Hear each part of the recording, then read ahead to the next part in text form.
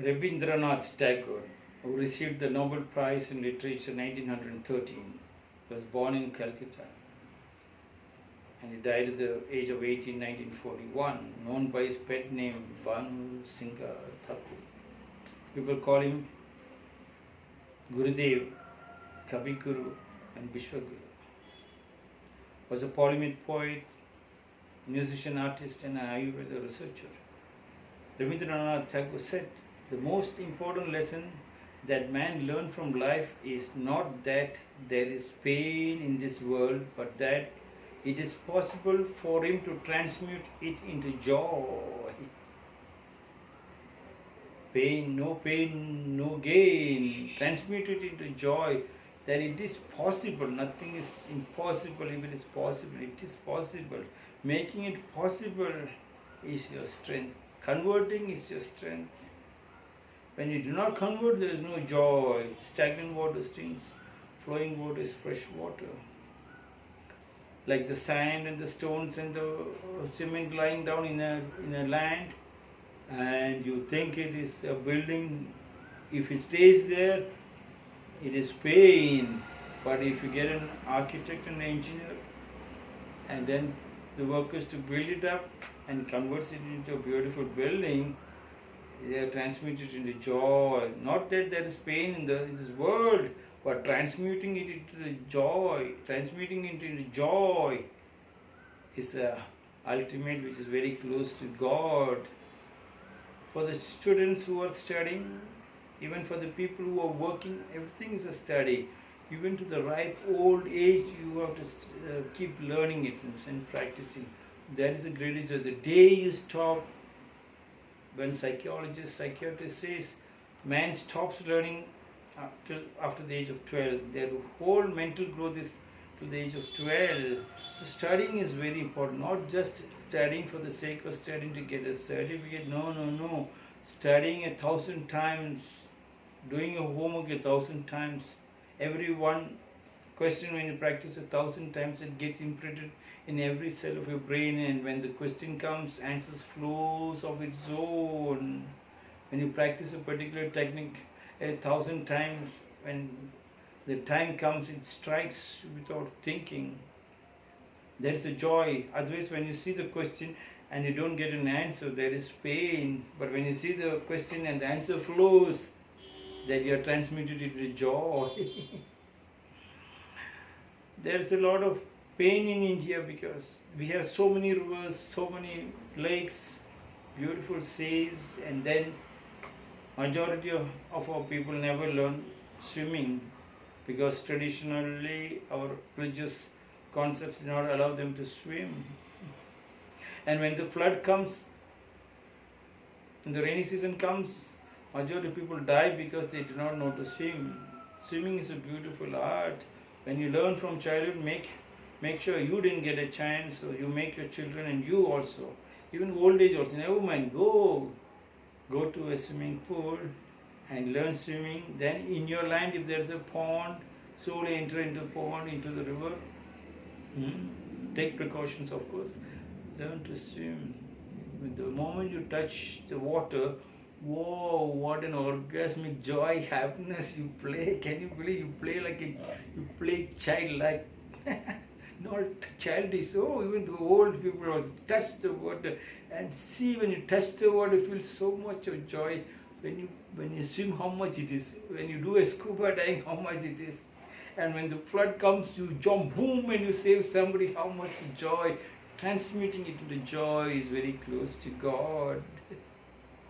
Swami Vivekananda when he was young, he went to many gurus and he was asking them, show me God. And they were all trying to explain in different method. And then at last he landed up in front of Ramakrishna Paramahamsa and he said, I come here to ask you a question. Is there God? And Ramakrishna Paramahamsa, yes, there is God. Can you show me? He said, yes, I'll show. Show it to me. And Ramakrishna Paramahamsa said, I can see it, but you cannot. I can see the God standing in front of me, but you cannot see because you are unconscious. You have to be conscious. Vivekananda was shocked. And Ramakrishna Paramahamsa continued. He said, suppose I take a seed and show you the seed and I tell you inside the seed there is a big tree, will you believe? put the seed in proper soil, nurture it up, water it up, fence it up, and becomes a big tree. That is God. The joy of seeing it growing, feel, smell, taste, touch, and see. And Vivekananda was shocked. This old man, ugly-looking character, uneducated, I'm literate. He's telling God standing in front of me, a God, a tree inside the seed. Ramakrishna Paramahansa became pessimistic, became an optimist, shocked Vivekananda. They're transmuting it into joy. When you get a pain, when you rush up to a doctor and you hold on to the pain, then you live in pain. Not that there is pain in this world, but transmuting it into joy. When you get a pain, you massage, you get somebody else to massage you. And then you study why the pain came. The pain came because there must not have been a stretching exercise you had done before you went for a game, or before you went to do your work. You are not doing your stretching, warming up and stretching. Strike when the rod is hot. Strike when the rod is hot. Have you seen the goldsmith? It's heated to the highest temperature, the stone, and then when it starts melting, it converts into different ornaments. Strike when the rod is hot. So before you do any job, the warming up exercise, loosening every joints of your body, and the body starts slowly heating it up, and when you stretch it up, then you go and work. There is no pain. After the work, you come back again, do one more round of stretching. Then there's no pain. You forget sometimes. You rush up to the doctor and take a tablet, and the tablet is only stop you from feeling the pain. It does not stop you from your problem. Then you study why the pain came. When you study, you do not rush up to the hospital. Yes, you always land up in the hospital and you become a devotee of what Swami Vivekananda said, people are walking with dead bodies. Cooking for health, you always order food from the shop, and the shop people always tell, what is tastiest food? They all talk about the tastiest food. The taste buds are dying, and they keep on adding more and more sugar and more kara into your taste buds, and your taste buds are dying, and it gives you only the taste, and you are suffering. You are asking for taste, but when you cook once in a while, you know what is carbohydrates, what is protein, what is good for your body. According, you can order, you can also cook. When you cook, yes, there's less pain. When you buy, there is pain. It's not that there's pain in the world, but that it is possible for you to transmute it into joy. Transmuting into joy is you do your cooking. When you do your work, you feel more happy about it. Talking to your parents, yes, you forget. As time passes, they are paid for your school, they paid for your college, pay for your professional courses. As time passes, the communication gaps widens, and you believe they are illiterate. You believe they are servants because they are always providing you. You forgot that they are God. When you forgot that they are God, you will always read from behind. G-O-D become D-O-G. You are a dog sitting there. You started taking from here. G-O-D. And when you do not return, a person who takes everything from a person and never returns anything back is called a robber, a thief. And when G-O-D comes, you see from that side, from your angle, there you are highly educated, you do not even communicate, do not correspond, you are a dog, D-O-G. Communicating is the greatest joy. Every day, every moment, every second, because everything, whatever you study, when you tell to your parents, they talk from their smallest experience. The Zen master sitting on the foot of the mountain is the most happiest person. From the happiest mouth, from the happiest spiritual feeling, they will tell you, and it shocks you. That transmuting is joy. You must talk to your parents, not one day, not once a week.